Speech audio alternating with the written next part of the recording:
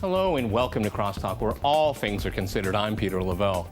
Back in the day, Barack Obama was elected because he was deemed to be the very antithesis of George W. Bush. Now, instead of seeing differences between the two presidents, we are reminded about what both have in common, particularly lagging poll numbers. Thus, on this program, we ask, is Obama serving Bush's fourth term?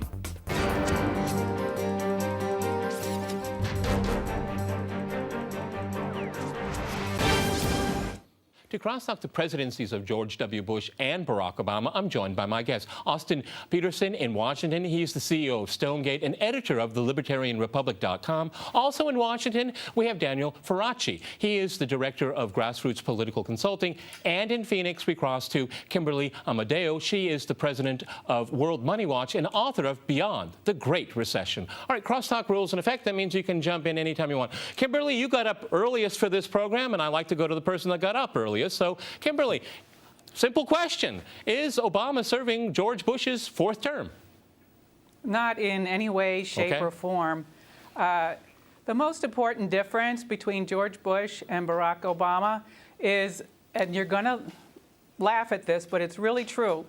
Bush increased the debt $6 trillion. Obama increased it $5 trillion.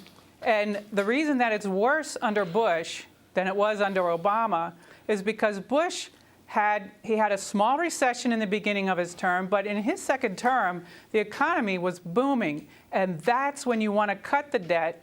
You want to have contractionary fiscal policy when the economy is booming. Because he kept spending, he didn't cut the debt when he should have as far as the business cycle. Then we ended up not only with a lot of debt by the time we were in the recession, which constrained our fiscal policy abilities, but we also ended up with a bubble that was much bigger than it ever should have been. Okay, but if I go to Austin here, that's cold comfort if you're unemployed and you've lost your house. Austin, what are the comparisons? Yeah, absolutely. I'm not a big fan of George W. Bush. As a libertarian myself, I could not defend neither one. And there was a time, actually, where I would make that argument, Peter, where this was the fifth term of George W. Bush. But let me just tell you something right now. President George W. Bush never claimed the right to extrajudicially assassinate American citizens. This President Barack Obama should be impeached for crimes against the citizens and against the Constitution because he has killed women and children in drone strikes. He initiates double taps when he fires his drones, which means that first responders come in. Those people are killed, women and children. So I'd just like to say that I think that history is not going to judge the presidency of Barack Obama and George W. Bush in the same light whatsoever. This president is heinous with his record on civil liberties. He's also raised more money than Wall Street than any president in the last 20 years. $73 billion he gave to his corporate cronies from the Troubled Assets Relief Program. I think Obama is way worse than Bush, and I am not a big fan of George W. Bush. Okay, Austin, you could probably be co-hosting this program. I guess I don't need to say very much. Daniel, can you reflect upon what we've heard from Kimberly and from Austin there? Good job there, Austin. Go ahead. Daniel.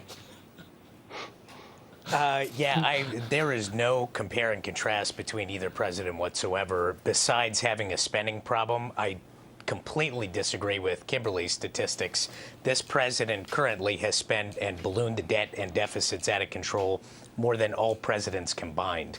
However, George W. Bush did spend too much, but his governing style, foreign policy prowess, vision for the future of the country, taking us out of crisis and leadership style are night and day over what President Obama's are. And even the graph, the irony here of the last week or so of the polling numbers, Politico just ran a poll showing 46% approval for President Bush, while you have 37% for President Obama. It's quite an irony at this point in time. It's very interesting you go to the poll numbers, Kimberly. They may be for different reasons, but I mean, it's obvious that the American people are very dissatisfied with Barack Obama, with his policies and his leadership style, with over half saying that they don't trust him anymore. I mean, is this a parallel with George W. Bush, or is this the fate of second-term presidents? I don't think it's either one. Here's the big problem, and you mentioned it before, Peter. Right now, too many people are unemployed. They've been unemployed for too long, and you can't get good jobs. Most of the jobs that's been created are low-paying retail and temporary jobs. I call it the freelance economy because that's pretty much what employers have been hiring. So when people, and I hear plenty of people who say to me, I don't care what Obama's done, I can't find a good job. Now, what's the cause of that? The cause of that is the 2008 financial crisis, which occurred in 2008.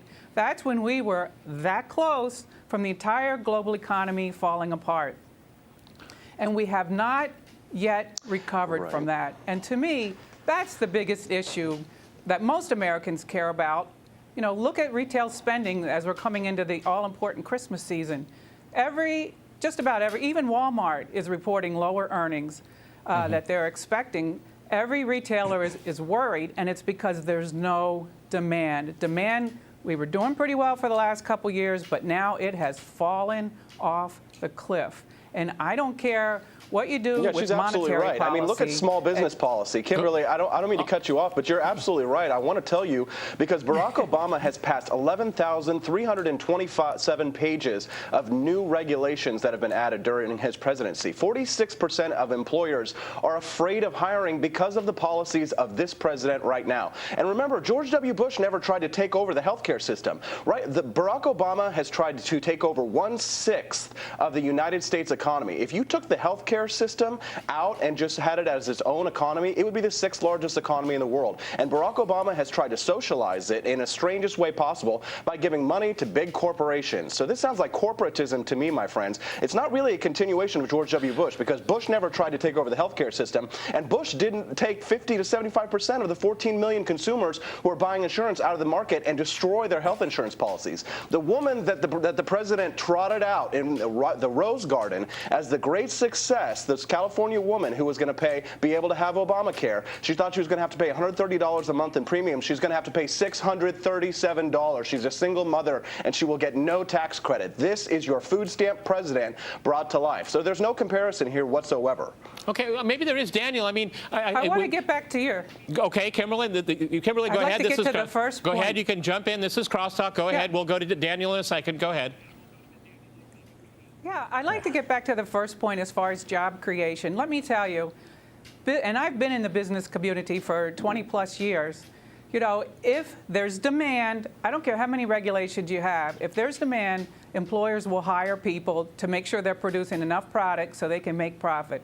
They will do whatever they need to do to make profit. The problem is, and regulations don't help, but if there's demand, businesses will hire. There isn't consumer demand. That is the critical problem in this economy, and I think that everyone needs to focus on that question. How do we increase demand and jobs in this economy and get it rolling again? Yeah. Daniel, I want to reflect upon what Kimberly just said and what Austin just said. It just seems like it doesn't matter if you're a Republican or a Democrat. You're basically a servant of corporate America now. I mean, when you look at the amount of money that are given to candidates right now, I mean, Hillary Clinton did a nice, 2 weeks ago, picked up a nice piece of change when she went to Wall Street. I mean, it just always seems that, it's this, it's like circuses and bread, the Roman times, where you entertain everybody, like on TV programs like this. But at the end of the day, it's the 1% of there, and I'm not trying to be a classist here, but, they still get what they want. And Barack Obama is a wonderful servant for those interests.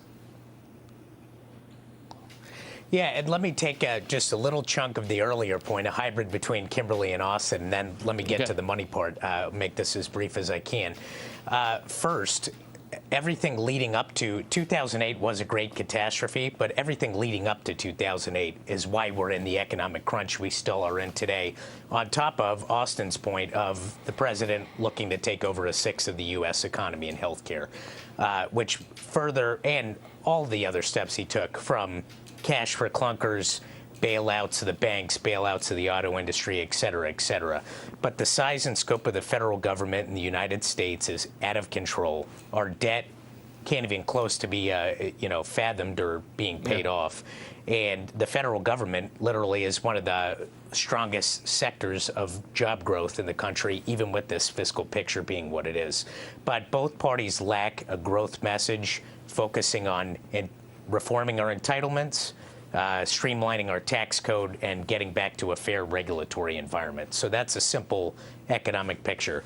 Going to your point, though, on the money in the system, the heart and the soul of the problem with the federal government at this point in time in our electoral system is not as much lobbyists and other things as everyone wants to bash. It is pay to play. Literally, if somebody would vote, and I have yet to find a congressman that desires to cap unions and corporations or ban them from pay to play, and the $2,500 plate fundraisers at breakfast, lunch, and dinner that happen every day in this town, then we'd have a much different picture. But yes, that corporate buy-in, pay to play, being able to trade stock on legislation that you're voting for or against, same with staffers, same with the FDA, drug approval. I mean, it is rampant, it's out of control, and there is no cap, oversight, or containment of it, and it's running our system into the ground. All right, we're going to go to a short break here, folks, and after that short break, we'll continue our discussion on Bush and Obama. Stay with RT.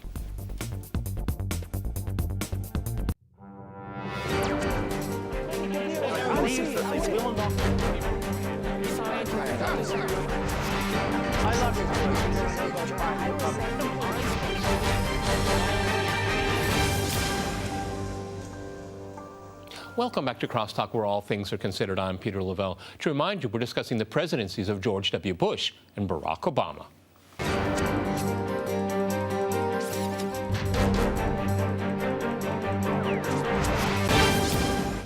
Okay, Austin, I'd like to go back to you in Washington. I came across a number of, one of the reasons why I want to do this program, because in the media there's comparisons because of the poll numbers between Barack Obama and George W. Bush. And it's been said here, Barack Obama's "you keep your health care" is compared to Bush's weapons of mass destruction in Iraq. Do you find them equivalent?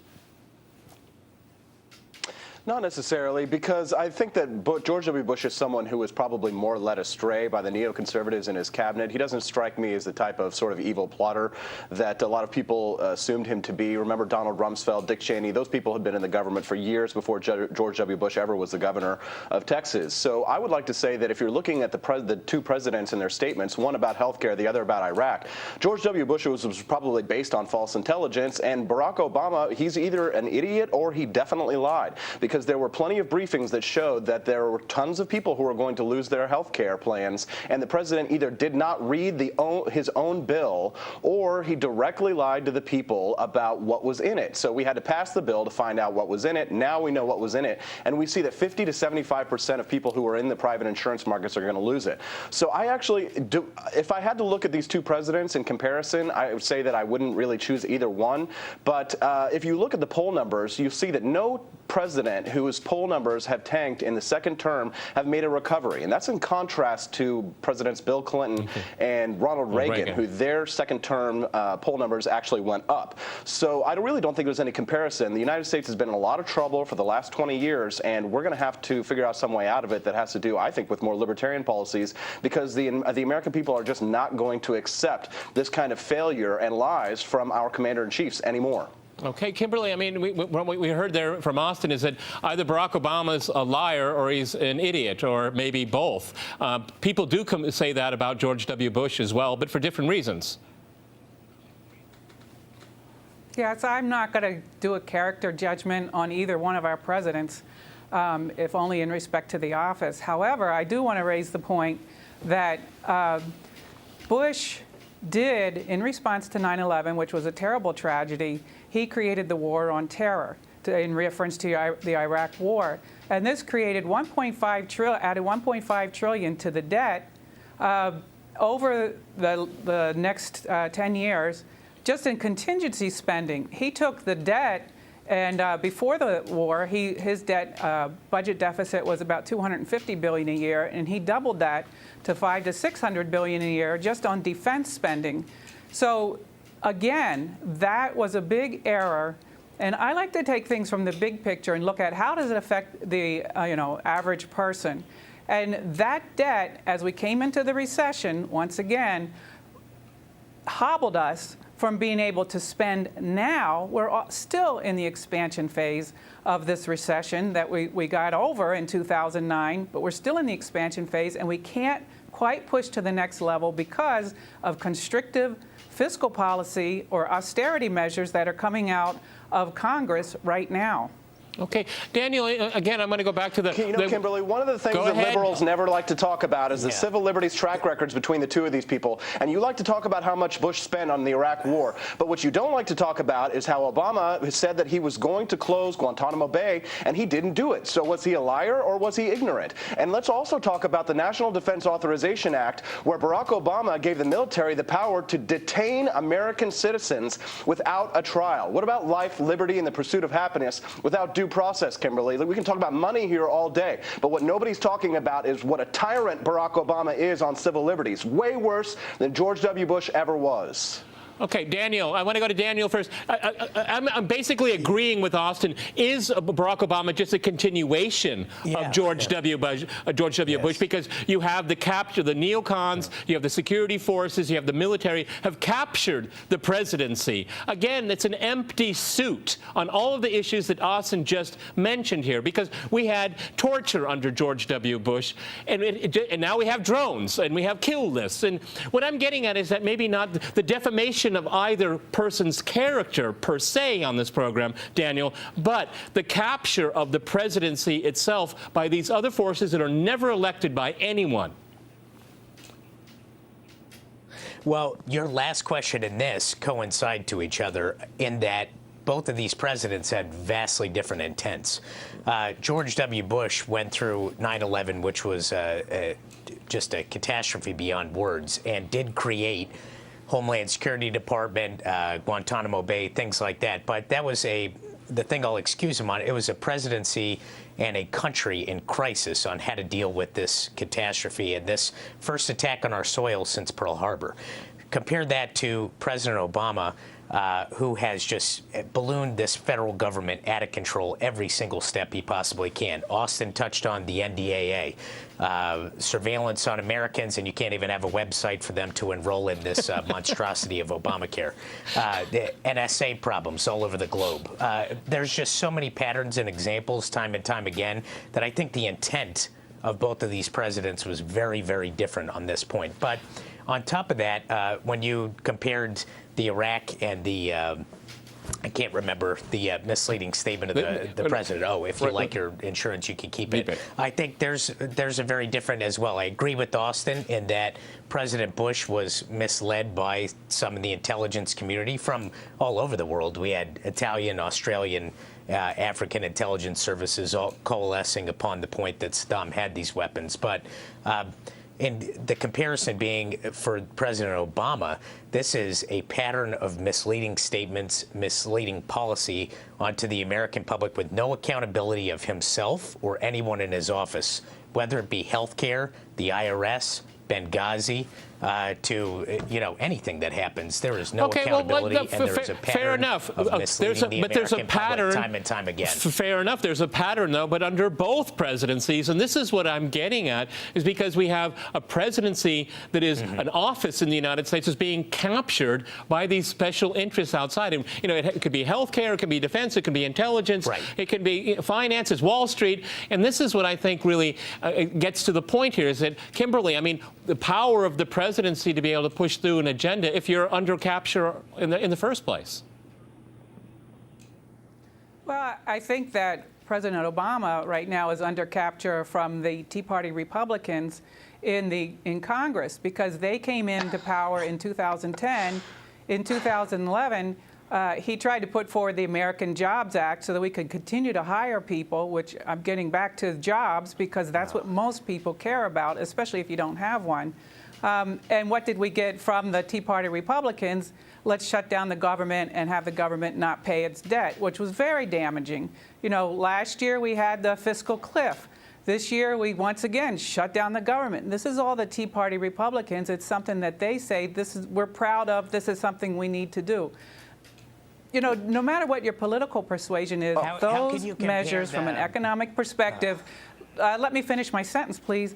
Those measures do not create jobs. And that's the most important thing that we need to do right now, is create good jobs for most Americans.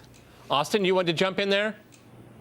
And Good Lord, yes, I want to jump in here. Listen, here's a little Econ 101, okay, Kimberly? Let's talk about this because presidents cannot create jobs, okay? The government cannot create jobs. The only thing that the government can do to create jobs is to get out of the way. So if you have an understanding of how economics works, the president can do certain things to reduce regulations so that businesses can hire more people. But when you look at it from a basic pool, imagine yourself you have a swimming pool, okay? The government comes along and takes money out of one side of the pool and then walks around to the other side of the pool and then dumps money in. Have you increased the total size of the pool? No, but that's what government says it does when it taxes us and then spends money to create jobs. This is a Keynesian fallacy. It's totally wrong, and the Austrian economists have debunked this, Kim. I would urge you to take a look at the Nobel Prize winner, Friedrich Hayek, who talked about the pretense of knowledge that these government officials can actually centrally plan our economy. They can't.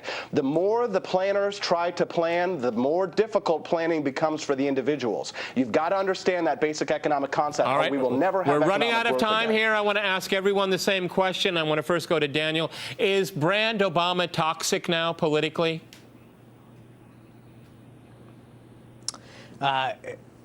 President Obama is completely toxic on the campaign trail, especially to where most of the senators that are in vulnerable elections on the Democratic side of the aisle are running away from him, running away from health care, and on so many different issues, running away from him on surveillance. You have bipartisan bills going through on that right now to curb the NSA, the NDAA. I mean, whatever issue you can possibly touch at this point in time, there is a complete fracturing of his coalition.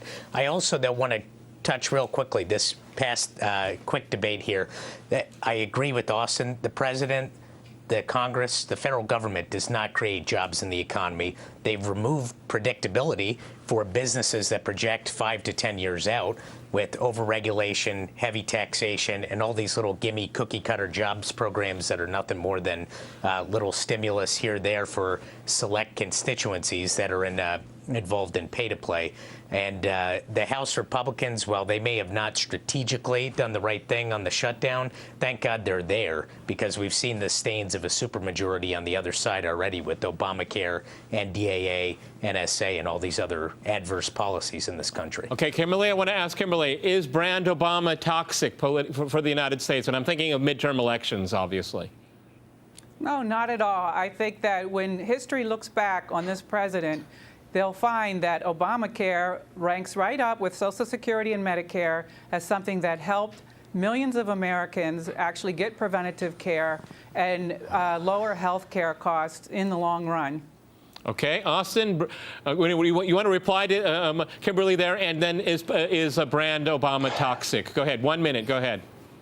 You're damn right it's toxic. That's why these Democrats are jumping like rats fleeing a sinking ship, Peter, because next year there's going to be millions more people whose insurance plans are going to be canceled. And you can bet that those Democrats, especially the ones that are in red states, are going to be fleeing that sinking ship and making sure that they do everything they can to keep Obama's promises, because he's not going to be able to do it. That's why they're trying to pass legislation in the House and the Senate right now that would allow him to keep his promises. People will be running away from that president next year, and it looks like there's going to be something like 10 to 20 million more insurance policies canceled. I'll look for you next year, Kimberly. I'll be really excited to see if you're singing that same tune when the midterm elections come around. All right. We ended on a very interesting note. Many thanks to my guests in Washington and in Phoenix. And thanks to our viewers for watching us here at RT. See you next time. And remember, crosstalk rules.